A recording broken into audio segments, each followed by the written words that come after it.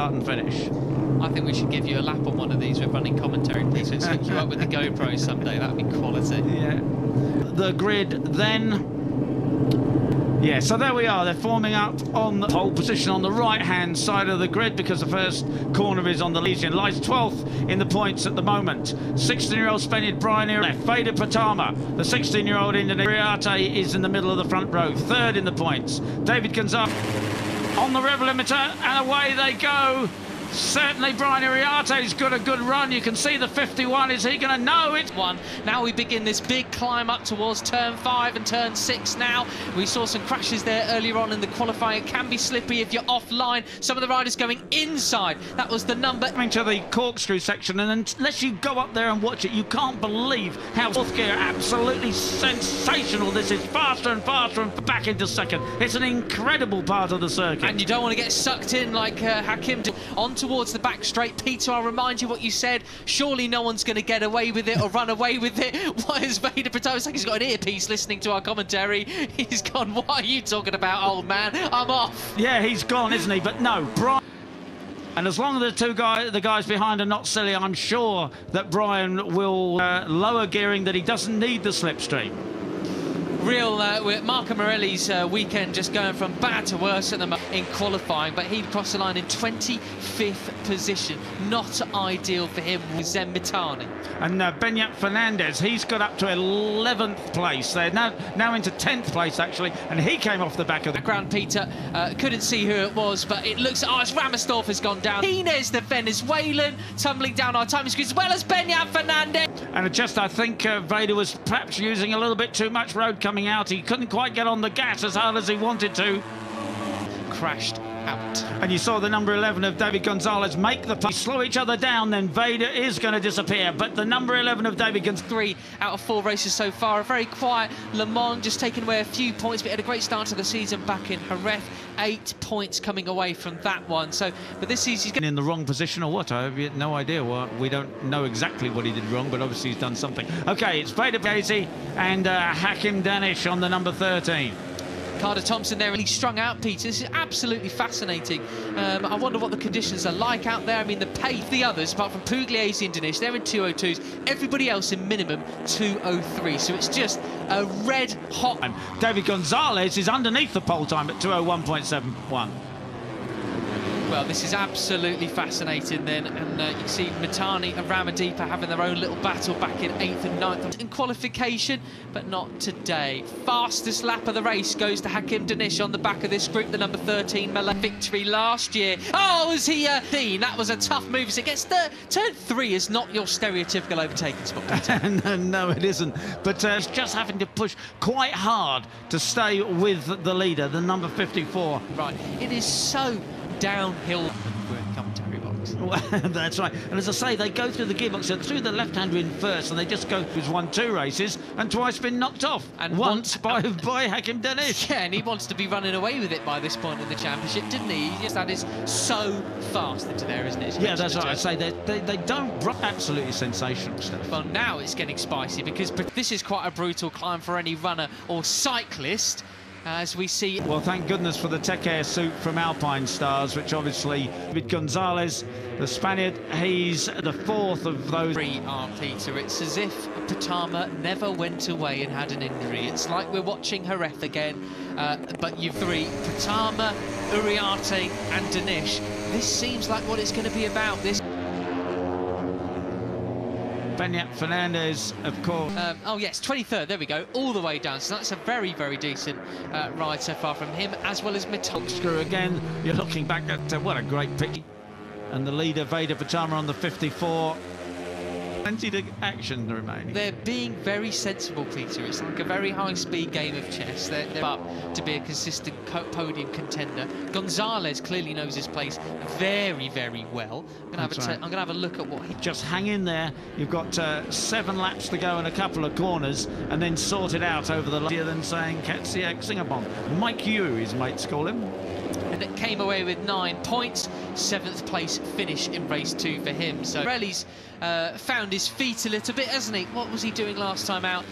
last lap around a 2:03 for the first like 6, 7 or 8 riders. I mean, what a start Veda Ega had, but after that it was absolutely great start from him from third on the grid then, as we see Giulio Pugliese just behind. To the edge of the world here, back into first gear through the left-hander, and then they accelerate their short shift, second, third, in left-hander up into fifth, and 200 kilometers an hour, 125 miles. There into that left-hander, so easy to run off, run wide, click the wheel of the rider. And what he's doing wherever he is. There's the number 11 of David Gonzalez picking up the slipstream of Brian Uriarte. Has to back out of what gearing have they chosen?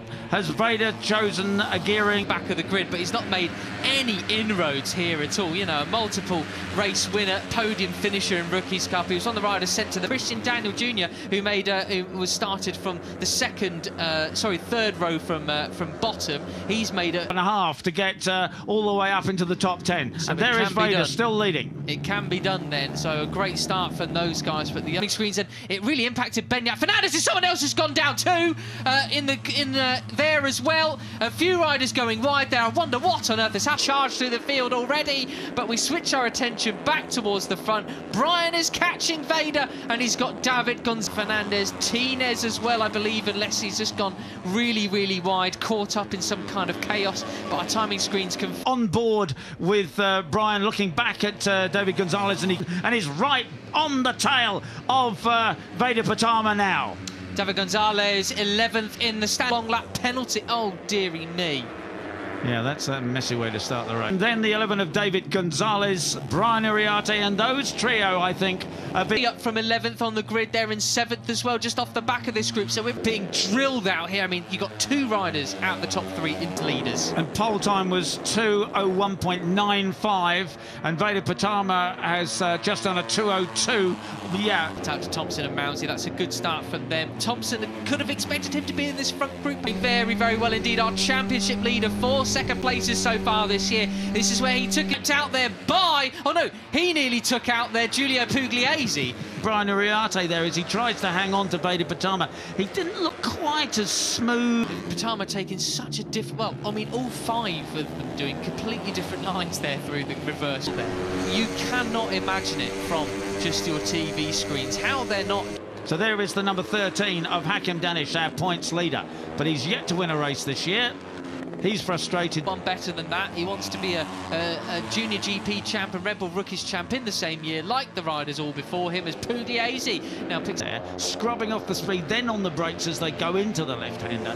And it's Uriarte up the inside of Pugliese, who gets the switch back there. Or does he? No. Uriarte says, no way, chap. I'm having that into turn 2. Up the climb towards turn 3. Oh, we've got 2 riders down, unfortunately. Joel Pons and Christian Dan. A very, very nasty collision with the tarmac on the way down. There isn't, and it still is Veda Ega who has the advantage. Brian Uriarte, actually the extra protagonist as well of David Gonzalez and Giulio. Because he doesn't. Brian Uriarte on the 51 and the orange helmet still has second place, but behind is now Dan out of it. He's in second place in the points, but he's not going. As well, Agostinelli, the Vietnamese rider there, up into 9th place, as well as the number 9. Looking back at Hakim Danish, and now 8 laps to go. You know, we're not halfway through. This is your group. Doesn't look like any of them are going to really drop off. And yeah, and the point is, I think all 5 of them know that you need the slipstream here. Veda's tried to run away with it and couldn't. A slipstreaming battle, and of course it's the 85 of Katsik Singapong there. Mike Yu is his commonly. Gonzalez in the Moto3 Junior World Championship last time out.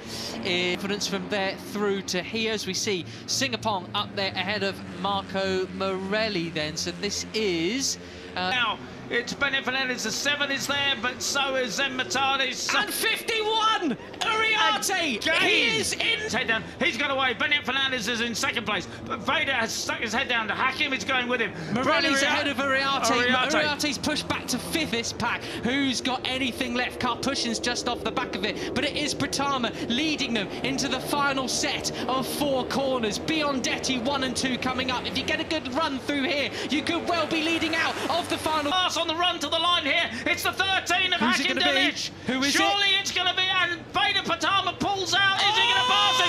Oh, it's a photo finished up. Ariarte 5th, Morelli 4th. Dear, dear, dear. Mounsey 10th, he doesn't. Morelli 4th. That was a cracking ride in the end there. Well done, Marco. Well, so does Veda Ega pick up a double there? It looks to be like he does.